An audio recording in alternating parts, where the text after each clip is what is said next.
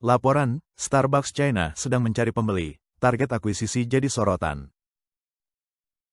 Setelah 25 tahun beroperasi di China, Starbucks tampaknya mulai mencapai titik jenuhnya. Menurut Bloomberg, raksasa kopi asal AS ini sedang secara aktif mengeksplorasi kemungkinan menjual operasinya di China. Meskipun China merupakan pasar terbesar kedua Starbucks secara global, negara ini telah mencatat penurunan pendapatan tajam selama 3 kuartal berturut-turut. Sementara pesaing lokal seperti Luckin Coffee terus berkembang, beberapa perusahaan ekuitas swasta, perusahaan teknologi, dan investor besar dilaporkan tertarik menjadi pembeli potensial. Kabar ini muncul di tengah perjuangan Starbucks untuk mempertahankan posisinya di pasar yang kini menyumbang 19% dari total gerai globalnya, dengan hampir 7.600 lokasi di seluruh China. Namun, perlambatan ekonomi dan lanskap retail yang sangat kompetitif di China telah mengubah medan persaingan. Pada kuartal pertama yang berakhir Maret tahun 2025, pendapatan bersih Starbucks di China turun menjadi 740 juta dolar AS, penurunan sebesar 7% dibandingkan tahun sebelumnya. Ini adalah penurunan kuartalan ketiga berturut-turut bagi perusahaan tersebut. Sebaliknya, Luckin Coffee justru mencatat pendapatan sebesar 1,2 miliar dolar AS pada periode yang sama, didorong oleh strategi penetapan harga yang agresif. CEO Starbucks, Brian Niccol, mengakui bahwa pasar China sangat kompetitif, dan perusahaan kini sedang meninjau ulang seluruh strateginya di kawasan tersebut. Potensi penjualan ini kembali memunculkan kekhawatiran mengenai risiko yang dihadapi merek-merek barat di China.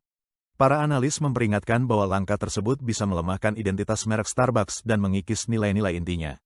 Dr. Xie Tian, profesor di Icahn School of Business, University of South Carolina, mengatakan bahwa lingkungan bisnis di China memang selalu sulit.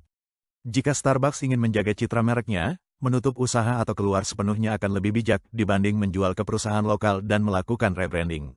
Penjualan dengan harga murah tidak hanya akan merusak merek, tetapi juga memberikan nilai yang minim bagi pembeli. Langkah ini membingungkan. Kenaikan Luckin Coffee didorong oleh pemangkasan harga secara agresif, yang mengalahkan Starbucks hingga 30%.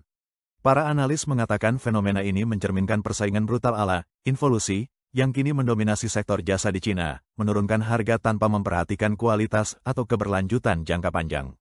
Dr. Li Hengqing, seorang ekonom yang berbasis di AS, mengatakan, beginilah cara persaingan berjalan di China, ini involusi dalam bentuk paling murni.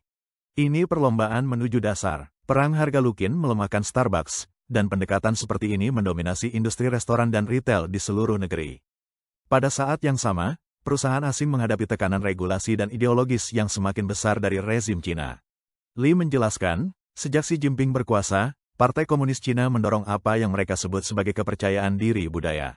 Itu berarti mendorong masyarakat untuk tidak mengonsumsi produk dan merayakan hari libur ala Barat. Ini tentang mengendalikan narasi, dan merek asing seperti Starbucks kini menjadi sasaran. Starbucks bukan satu-satunya, McDonald's dan KFC telah lebih dulu menjual kepemilikan bisnis mereka di China kepada investor lokal. Seiring memburuknya iklim bisnis, semakin banyak perusahaan global yang mungkin harus memilih antara menghentikan kerugian atau menyerahkan kendali. Era dominasi konsumen barat di China dengan cepat mendekati akhirnya.